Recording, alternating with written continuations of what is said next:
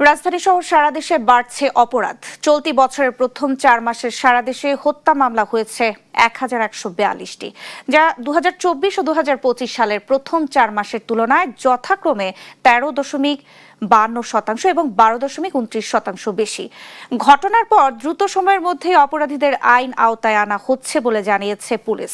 দেশের গোয়েন্দা সংস্থার নিষ্ক্রিয়তার কারণেই অপরাধ বাড়ছে বলে জানান নিরাপত্তা বিশ্লেষকরা।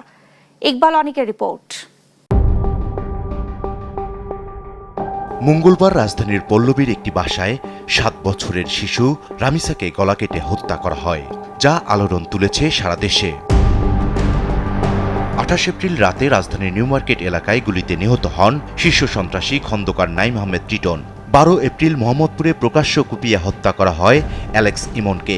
১৫ এপ্রিল রাতে আসাদুল হক নামের আরেক যুবককে ছুরিকাঘাতে খুন করা হয়। ১৪ এপ্রিল রাতে যাত্রাবাড়িতে কলেজ ছাত্রী নবনীকে কুপিয়ে হত্যা করা হয়। ১৫ মার্চ রাতে কেন্দ্রীয় শহীদ মিনার এলাকায় গুলি করে ও কুপিয়ে খুন করা হয় কন্টেন্ট ক্রিয়েটর রাকিবুল ইসলামকে। শুধু রাজধানীতেই নয়, কুষ্টিয়ায় বিতর্কিত পীর আব্দুর রহমান শামীমকে কুপিয়ে ও পিটিয়ে মারা হয়।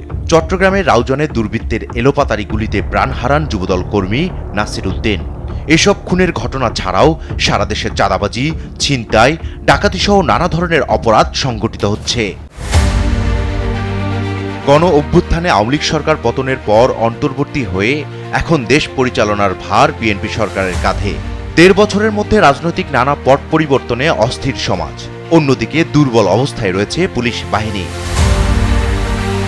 পুলিশ সদর দপ্তরের তথ্য বলছে, চলতি বছরের প্রথম ৪ মাসে সারা দেশে হত্যা মামলা হয়েছে ১,১৪২টি, যা আগের ২ বছরের প্রথম ৪ মাসের তুলনায় ১৩.২৫% এবং ১২.২৯% বেশি।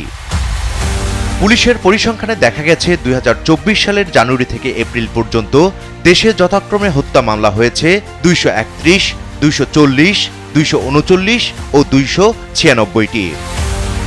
২০২৫ সালের জানুয়ারি থেকে এপ্রিল পর্যন্ত দেশে যথাক্রমে ২৯৪, ২১৭, ২৩৯ ও ২৬৭টি হত্যা মামলা হয়েছে।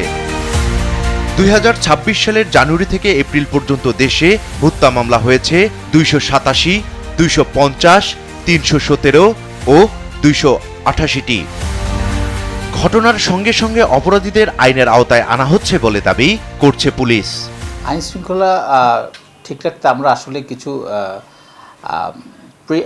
প্রোঅ্যাক্টিভ কিছু আমাদের রোল থাকে। সেক্ষেত্রে আমরা গোয়েন্দা নজরদারি থেকে শুরু করে সব কিছু আমরা সেটা হচ্ছে নিজেদের নজরদারিতেই রাখি। কারণ কোনো ঘটনা ঘটলে তখন হচ্ছে আরেক রকম অ্যাকশন। তো কোনো ঘটনা যদি ঘটে যায় আইন শৃঙ্খলা অবনতির ক্ষেত্রে অনেক সময় হত্যাকাণ্ড, চাঁদাবাজি, বিভিন্ন ইস্যু থাকে, তখন সাথে সাথে আমরা মামলা রুজু করে ব্যবস্থা নিচ্ছি। আইন শৃঙ্খলা পরিস্থিতি অবনতির জন্য দেশে গোয়েন্দা সংস্থার নিষ্ক্রিয়তাকে দায়ী করছেন নিরাপত্তা বিশ্লেষকরা। গোয়েন্দাদের যে কার্যক্রমের মধ্যে যদি কোনো সংস্কারের প্রয়োজন থাকে সেই সংস্কারগুলো করেন, কিন্তু ঢালাওভাবে করে আমরা যেটা করলাম, আমরা ধ্বংস করে দিয়েছি আমাদের পুরো গোয়েন্দা যে সংস্থা আছে তাদেরকে তাদের মনোবলকে ধ্বংস করছে। ক্ষতি হয়েছে সাধারণ জনগণের, ক্ষতি হয়েছে দেশের, রাষ্ট্রের। আইন শৃঙ্খলা বাহিনী নিরপেক্ষ ও রাজনৈতিক চাপমুক্ত থেকে দায়িত্ব পালন করতে পারলে মানুষের মধ্যে আস্থা ও বিশ্বাস আরও শক্তিশালী হবে বলে মন্তব্য করেন বিশ্লেষকরা। ইকবাল অনিক, দেশ টিভি, ঢাকা।